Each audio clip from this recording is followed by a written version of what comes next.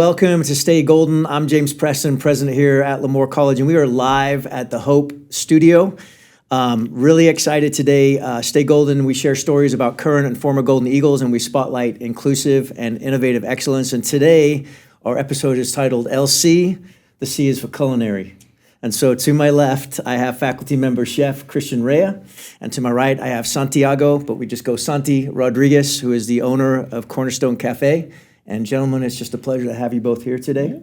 Thanks, James. Yeah, you got it. Ready to spend some time talking about all kinds of culinary-related things. I am ready. We're ready to go. Ready to go. So let me start off with the appetizer round, because we're going to theme this. We call it contextualizing in the business. Chef. Serving it up. Serving it up. I love it. We're serving it up. So appetizer round is this, and Santi, we'll start with you. What is your Golden Eagle connection? So your Golden Eagle story. When did you first become a student here at Lemoore College? Yeah. So my Golden Eagle story started, I became a student of Culinary in 2014, but it started actually in 2007, when I was a senior in high school. Okay. I took a tour of the culinary department, and at the time I was like, "Ooh, I don't know about this. I don't think I'm going to come here." But it took some time for me to mature a little bit, and then to kind of circle back around. And I'm really glad I did, because in 2014, when I did enroll, I just hit the ground running. At that time I had matured in age, and so I was just able to just buckle down, crank out the work, and just get it done. Where'd you go to high school? Lemoore. Okay, Lemoore High School. So Tiger. Yeah, Tiger. Okay. Very good. So 2007 you thought about it, 2014 you landed. Yeah. Okay. Yeah. We tried scaring him away. Yeah. That worked in 2007. Worked in 2007. Came back in 14 strong. Well, what it was, at the time I was just trying to figure out what I wanted to do, You're a senior in high school, you don't know what's going on really, So that 7 years gave me some time to kind of get some experience in other fields and, experience the world a little bit, and then just come back around. And good. At that time when 2014 came around, I always thought in the back of my mind, I was watching those cooking shows, I don't know if I have what it takes to work in a kitchen. That seems kind of intense. And then go to culinary school, and it's intense. But you just learn, you just learn and you grow and you just make it happen. That's awesome. Good. So, Chef, love to hear when you got here, but also just share with everybody a little bit of what you were doing before you got here for a little bit of context. Sure, of course. Well, a perpetual lifetime student. Before West Hills, or Lemoore College now, and 2006. 2006 was the gestation. Been a minute. Of the of the almost 20 years now. Yeah. Getting there. And so I had a chance to move to the Central Valley. I was had a contract in Bakersfield with the petroleum industry as a private executive chef, working on some projects out there with Halliburton Industries, really kind of interesting stuff. Yeah. And got a chance to meet an individual out here that was doing some recruiting, Stephanie Atkinson. Yeah. She was a military individual and a dean of CTE at the time. So that was really exciting, and really a wonderful, wonderful individual as well. And then I ended up out here. And the rest is history. The rest is history. Yeah, so the rest is before maybe the pre-Golden Eagle history. Where did you go to culinary school? Where did you find your passion for all of that? Oh, okay. Well, Zero Culinary School. Okay. Yeah. Just a college student. So junior college to 4-year, San Jose State, a little stint at Santa Clara University, some time at University of Santa Cruz, UCSC, and then Banana Slugs. Yeah. That was a great time. Yeah, go Slugs. Yeah. I hung out in the Bay Area. I was really, that was where I wanted my feet to be for so long, and cut my teeth on restaurants in that area. I did a European extent through Santa Clara University, and it was the European of International Study, which was linked through Santa Clara University, University of Chicago, into the University of Vienna. And then that's kind of where I hung out for quite some time and did that European apprenticeship. And I was like, you know what, I'm going back and I'm going to see what I can do in this industry. After I'd learned a little bit, I'm like, what more can I do?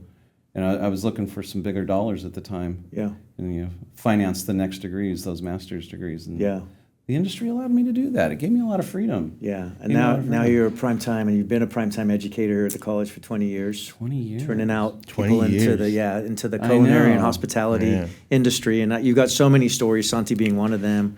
But how would you define the culture and approach of the HRCM department? Well, the culture and approach, James, I really think originally we had looked at it and framed it off as a department that was going to foster an apprenticeship design. And we had a lot of success with that. That was the approach. As we started to have the students and the uniqueness of everybody that lived in the area, it started to really develop its own behavior. And instead of really crushing the spirit of that, is what we thought we would do is, harness it with some guidelines to it and really let it evolve as itself. And it ended up developing into really just a wonderful sanctuary for a lot of industry hospitality people that really wanted to come into this area that didn't have the resource necessarily available. Students at that time or individuals at that time that wanted to have enrichment in our discipline or in our field as hospitality, they were having to truck into Southern California or San Francisco. Yeah. So it really carved out its own spot, and that was the ingeniousness really of the faculty, the administrative faculty that was on campus at the time, and they'd seen a vision. Yeah. They'd seen a spot that the school had, that there was going to be a resource to be able to really, shift some trajectory in this area about what food was about. And the culture. So unique to the Central Valley, really unique to have a program like this. And it feels like over time, I want to say that, it started off maybe a little bit leaning more culinary, but now there's so much more with hospitality and hospitality management. And you have so many different degrees and certificates. What are some of the degrees and certificates coming out of the program currently? Yeah. So we have a beverage management program, and that has a certification that's state recognized. We have stackable certifications in entry-level culinary arts and then advanced culinary arts. Those stack into state certifications in chef apprentice. So that gets those students job ready. It's an accelerated program. So they're 8 weeks, and we have a fall and a spring.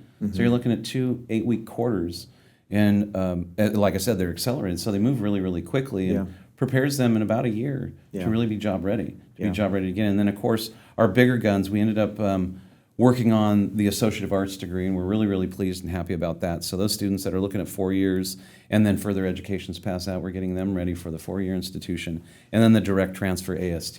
Yeah. And that direct transfer AST. What I see a lot, at least from a distance, is I see a lot of individuals coming in, doing a semester, doing 2 semesters, getting a certification, going out into the world and getting some experience, and then sometimes they're coming back.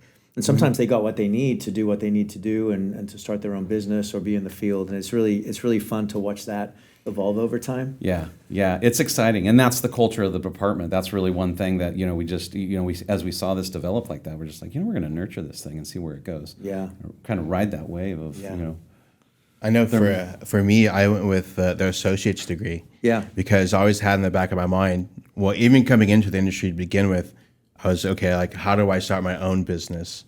But going to school here, I saw the importance of having a master's degree, right, and a bachelor's to a master's. What doors that would open for me. So I always kept in the back of my mind, okay, like, let's get the associates now, preparing to get to bachelor's and the master's in the future. My first goal was, okay, let's get associates, let's get a business going, and then what's next after that, Right. So I think just having that associate's degree, if you're utilizing it, the students are utilizing it and thinking ahead, like long term, that's the route to go. Yeah. Talk to us, Santi, about you have a very unique experience because you came here as a student and then you did some teaching for us shortly after that too. But in terms of like the culture that Christian talked about and kind of the vibe around our culinary hospitality program, what was it like from the student perspective? Like what was your sense of what the program was like when you got here?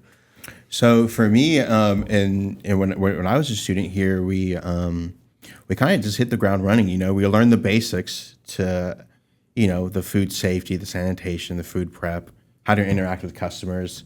Some of us, we even got it down to like, okay, well, how do we eat at a nice restaurant? We even took it down to that because sometimes we just needed to know. Yeah. And then for me, I was very fortunate because the culinary department, and Chef Raia had built a network of, employers in the local area. So I was able to get, hands-on experience in a restaurant and school at the same time. And just so the department really lent itself to that, like, hey, I have to work today. Can I make this up another day? That wasn't necessarily an issue. So the environment and the culture that we had was just, hey, you know what? Like, the resources are here for you to utilize, and we're going to give you everything you need to be successful. You just have to make the decision, like, okay, well, it's here. Let me just, let's just get let's just get to work on it and get it done. Yeah. And then if we ever needed extra help, or, where maybe we were struggling in a certain area, the help was always there to, okay, well, let's spend some more time individually with you, so that way we can get you up to speed where you need to be. And that's one of the things I always just kind of appreciated. Like, there was never a time where you were just kind of lost in the numbers, you know.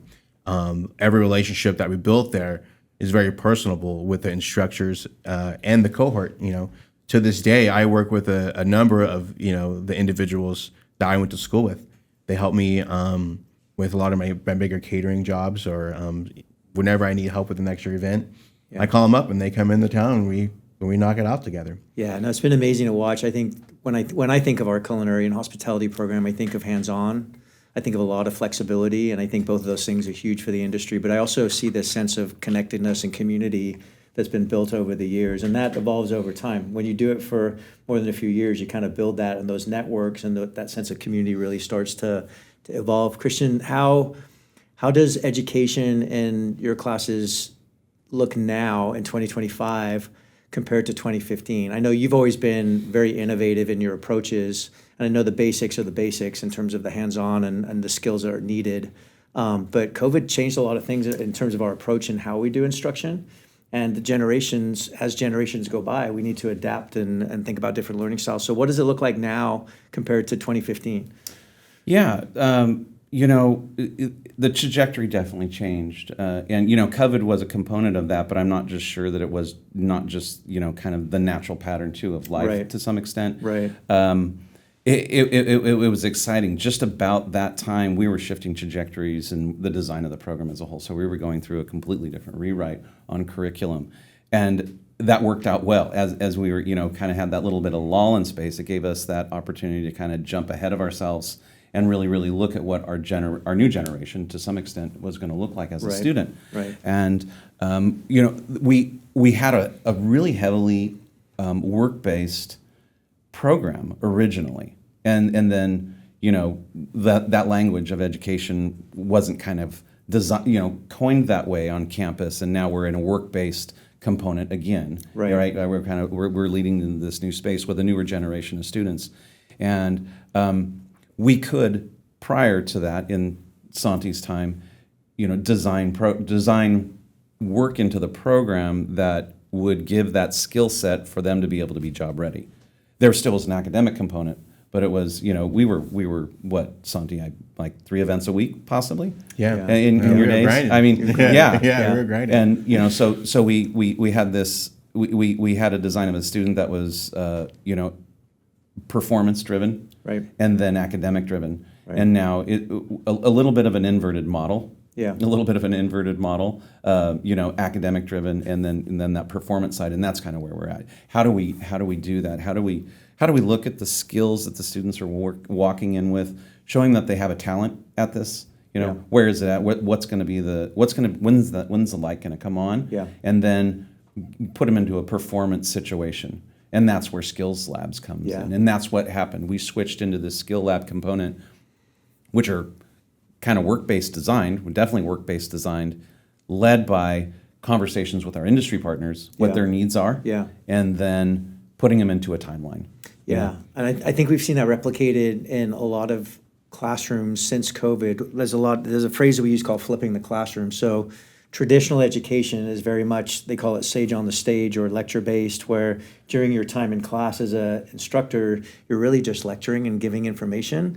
And our world has changed we can get information anywhere now, however we want it. So a lot of our faculty, and I think Culinary was one of the first to do these, have flipped where you're creating your videos ahead of time, your lecture content is all previewed before you come to class, and then your class time is really focused in on projects and development and skills, and we're seeing that now in our math and science classes.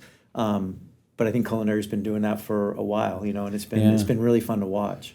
Well, that's great. That learning, it's tough because to some extent I'm somewhat indoctrinated to the way that I learned early on, and then and you see the styles now, and you're just like, wow, this is really cool. Like I want to do this later on. Like, and try this. Yeah, do unto others as you've had done, right? So I mean, I think oftentimes people come in and whatever teaching style they learned under, it's oh well, that's how we teach, and I think that evolution of teaching is really learning that not everybody learns like you, that people have different learning styles.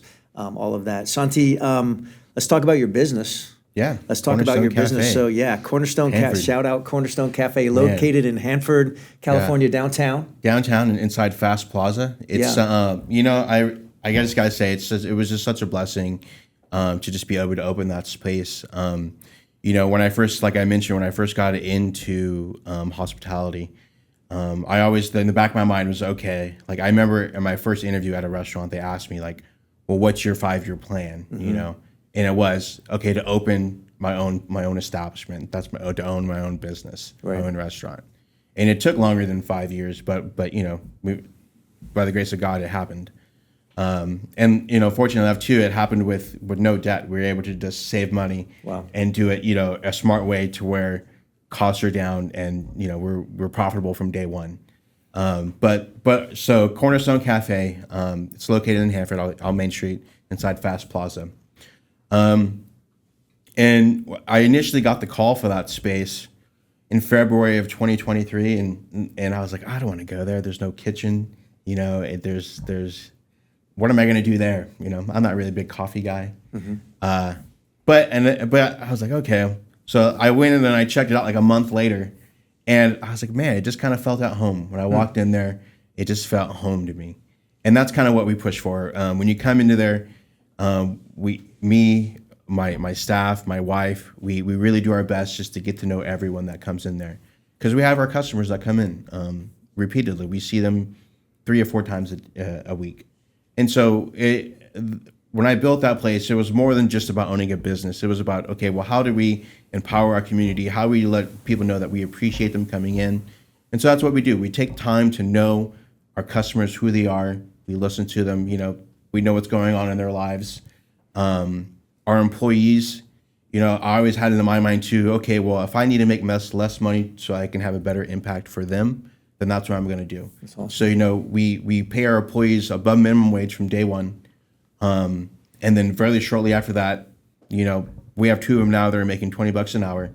And that's not because we don't have to do that, right? We're not legally bound to do that. We do that. I do that. My wife does that.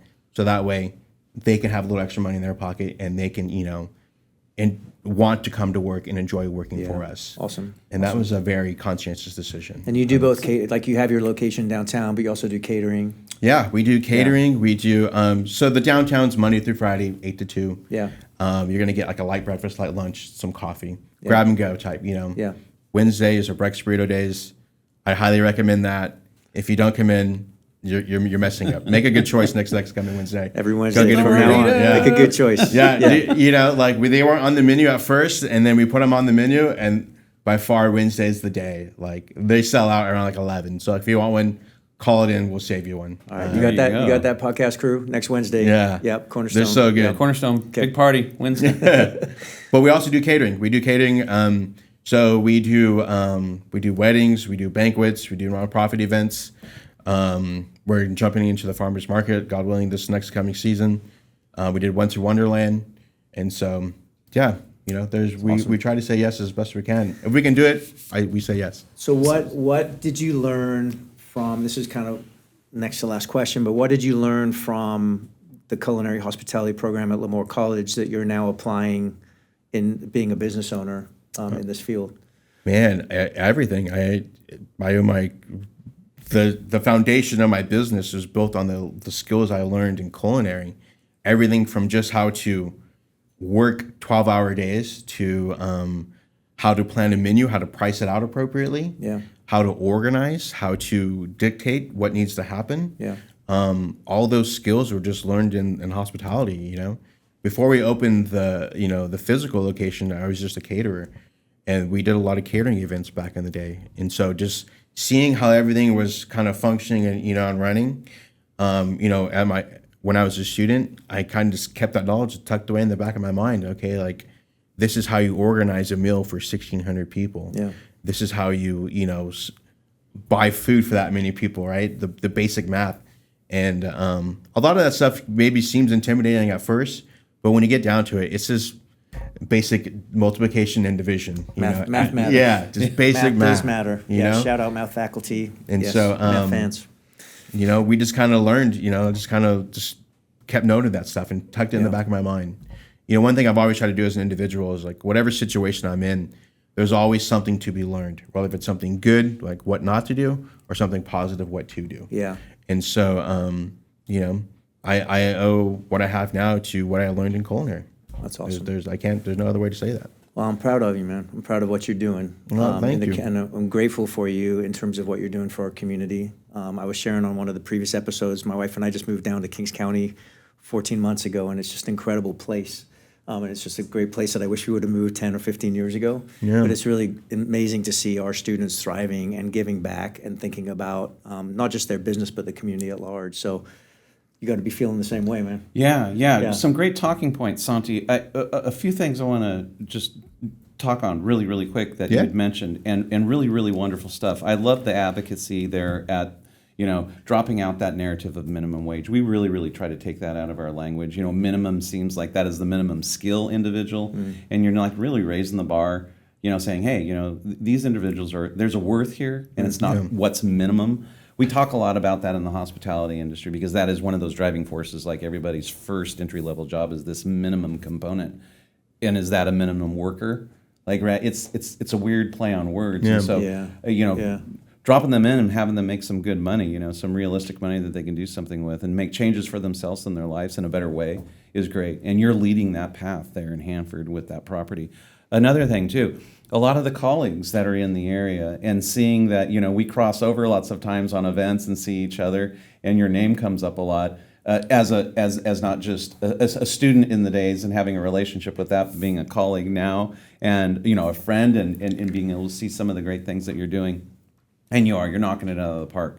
Getting into having the day-to-day business and seeing the trajectories of where those are at and what that looks like, but being able to shift and say, hey, all of a sudden, we're looking at 300, we're looking at 500, we're going to do this, we're booking this calendar, and we're going to go out and we're going to work this thing and make it happen. I mean, that's really, really a beautiful thing, and you're raising the professionalism and that food in the food service industry. It's a great thing. I want to make some props out too. I'm wearing, this is real legit here. This coat, this is a tie-dye coat, and this was a gift from Santi, and his sister made it. Okay, yeah. Diamond Wolf. And I thought I would show the piece here on this thing today. That. So I love that. Yeah. Our memories go back strong. I got to give props to my little sister too because she's been doing the entrepreneurship thing since day one.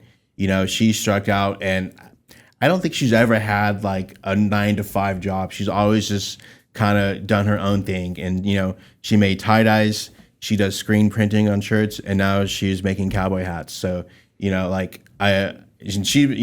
found she just turned 30.